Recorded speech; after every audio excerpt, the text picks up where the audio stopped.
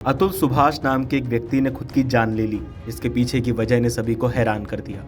इस पर जब ओपी राजभर से सवाल किया गया तो उन्होंने क्या कुछ कहा, आप एक बार सुन लीजिए। देखिए, देश संविधान से चल रहा है। संविधान में सबको बराबर का अधिकार है, चाहे पुरुष हो चाहे महिला हो, सबको बराबर का अधिकार है। अब वो उनका व्यक्तिगत विचार है तो वो लिख करके दे सरकार को, सरकार उस पर विचार करेगी। चलिए अब आपको बताते हैं कि अतुल सुभाष ने जान देने से पहले जो वीडियो बनाया था उसमें क्या आरोप लगाए थे। अतुल ने वीडियो में बताया कि उन्होंने जज रीता कौशिक के समक्ष जब बताया कि उनकी पत्नी ने झूठे मामले दर्ज किए हैं तो जज ने कहा, तो क्या हुआ, वो आपकी पत्नी है और ये आम बात है। अतुल ने कहा कि झूठे मामलों के कारण कई लोग मर जाते हैं। तो बीच में पत्नी निकिता ने कहा कि आप भी ऐसा क्यों नहीं करते। इस पर जज ने जोर से ठहाका लगाया। अतुल ने लिखा, पत्नी ने ही मुझे सही रास्ता दिखाया, मर जाना ही इन सब का अंत है। अतुल ने बताया कि उनकी पत्नी ने शुरू में 1 करोड़ रुपए की मांग की, बाद में मांग बढ़ाकर 3 करोड़ रुपए कर दी। अतुल ने सुसाइड नोट में लिखा कि उनके खिलाफ 9 मामलों में 6 मुकदमे ट्रायल कोर्ट और 3 हाई कोर्ट में थे। 2 साल में कोर्ट की 120 तारीखें लगी, जिससे पूरी तरह टूट गया। जौनपुर परिवार अदालत की जज रीता कौशिक और उनके स्टाफ ने मामला निपटाने के लिए 5 लाख रुपए की रिश्वत भी मांगी। अतुल ने लिखा, इस सिस्टम ने मुझे न्याय नहीं दिया, मेरा फैसला बाकी है। 34 साल के अतुल सुभाष ने अपनी पत्नी निकिता सिंघानिया और उसके परिवार पर पैसों के लिए प्रताड़ित करने का आरोप लगाकर आत्महत्या कर ली। अब खुदकुशी करने वाले शख्स के माता पिता ने बड़े चौंकाने वाले खुलासे किए हैं।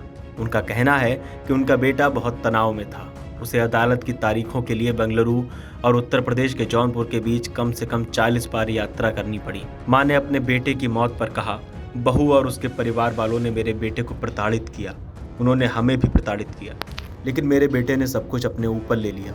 उसने सब कुछ सहा, उसने हमें कष्ट नहीं होने दिया, वो अंदर ही अंदर जलता रहा। वहीं पिता ने कहा कि अतुल ने उन्हें बताया था कि फैमिली कोर्ट कानून का पालन नहीं कर रही है। उन्होंने आगे कहा, बेटे ने बेंगलुरु और जौनपुर के बीच कम से कम 40 बार यात्रा की होगी। इतने सारे आरोप, एक मामला खत्म होता था और उसकी पत्नी दूसरे आरोप लगाकर केस कर देती थी। वो निराश था, लेकिन उसने हमें तकलीफ नहीं होने दी। अतुल के भाई विकास कुमार ने बताया, मेरे भाई की पत्नी से अलग होने के लगभग 8 महीने बाद उसने तलाक का मामला दायर किया। साथ ही मेरे भाई और हमारे पूरे परिवार के खिलाफ विभिन्न अधिनियमों और धाराओं के तहत कई आरोप लगाए। भारत में हर कानून महिलाओं के लिए है, पुरुषों के लिए कुछ नहीं।